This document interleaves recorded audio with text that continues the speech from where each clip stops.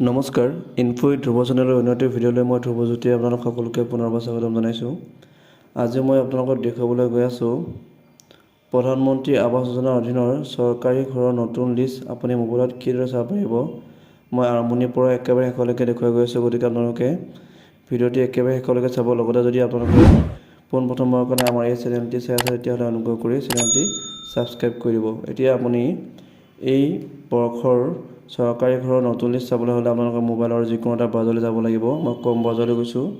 তাত গৈ আপুনি গুগলত যিটো চাৰ্চ বাৰ দেখিছে, চাৰ্চ বাৰত গৈ চাৰ্চ কৰিব লাগিব PMAYG অৰ্থাৎ প্ৰধানমন্ত্ৰী আৱাস যোজনা গ্ৰামীণ।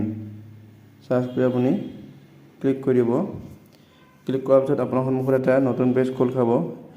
এই পেজটো খোলা দেখিছেনে? ইয়াৰ ওপৰতে কেইবাটা অপশ্যন থাকিব।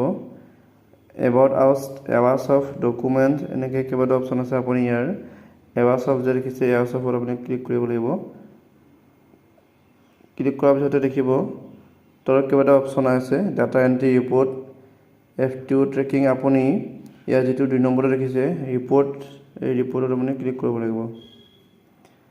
ৰিপৰ্টত ক্লিক কৰাৰ পিছত আপোনাৰ চাব অন্য এটা পেজ খোল খাব। এই পেজটো আপুনি স্ক্ৰল ডাউন কৰি তললৈ গৈ থাকক। একেবাৰে তলত দেখিব এটা নতুন অপশ্যন এটা আহিছে, আৱাস অফ ৰিপৰ্ট বুলি এটা আছে, ৰিপৰ্টছ বুলি।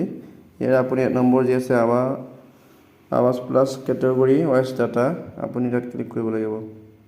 ক্লিক কৰাৰ পিছত আপোনাৰ সন্মুখত আৰু এটা পেজ খোল খাব। এতিয়া আপুনি ইয়াত চিলেক্ট এছাম, এইটো আপোনাৰ ৰাজ্যখন চিলেক্ট হৈ আহিছে। আপুনি তলত চিলেক্ট দেখিছে, তাত ক্লিক কৰিব লাগিব। ক্লিক কৰাৰ পিছত আপোনাৰ নিজৰ ডিষ্ট্ৰিক্টখন, জিলাখন বাছনি কৰিব, আপোনাৰ যে ডিষ্ট্ৰিক্ট হয়।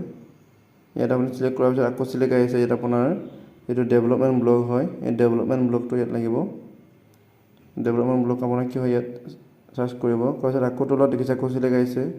ইয়াত আপোনাৰ যিটো গাঁও পঞ্চায়ত, সেই গাঁও পঞ্চায়তটো আপুনি ইয়াত চিলেক্ট কৰিব লাগিব। কৰাৰ পিছত আপুনি তলত দেখিছে ছাবমিট, আপুনি ছাবমিটত ক্লিক কৰি দিয়ক।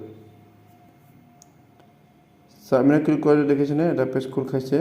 ইয়াত দেখিছেনে চিৰিয়েল নম্বৰ বাওঁফালৰ পৰা চাই যাব। চিৰিয়েল নম্বৰ আছে, ডিষ্ট্ৰিক্ট নেম, ব্লক নেম আছে, panchayat name, registration number, beneficiary name, যিজনৰ ব্যক্তিৰ নামত খৰচ আহিব তেখেতৰ নাম, তাৰপিছত আহিব father name, mother name, category আৰু প্ৰায়ৰিটি। গতিকে আপুনি যদি চৰকাৰী ঘৰৰ বাবে আপুনি জিঅ' টেগিং কৰিছিলে বা চৰকাৰী ঘৰৰ পৰা যদি আপুনি আবেদন কৰিছে তেতিয়াহ'লে আপুনি এই লিষ্টখন চাই ল'ব পাৰে। ইয়াত আপোনাৰ নামটো আহিব পাৰে আৰু ইয়াৰ পিছতো লিষ্ট ওলাব আৰু কেইবাখনো লিষ্ট ওলাব। গতিকে যদি ইয়াত আপোনাৰ নামটো আছে চাই ল'ব। যদি নামটো অহা নাই আপুনি শংকিত হ'ব নালাগে, নিশ্চয়কৈ আৰু পিছলৈও লিষ্ট ওলাই থাকিব। গতিকে আপুনি পিছলৈ হয়তো আপোনাৰ নামটো আহি যাব পাৰে।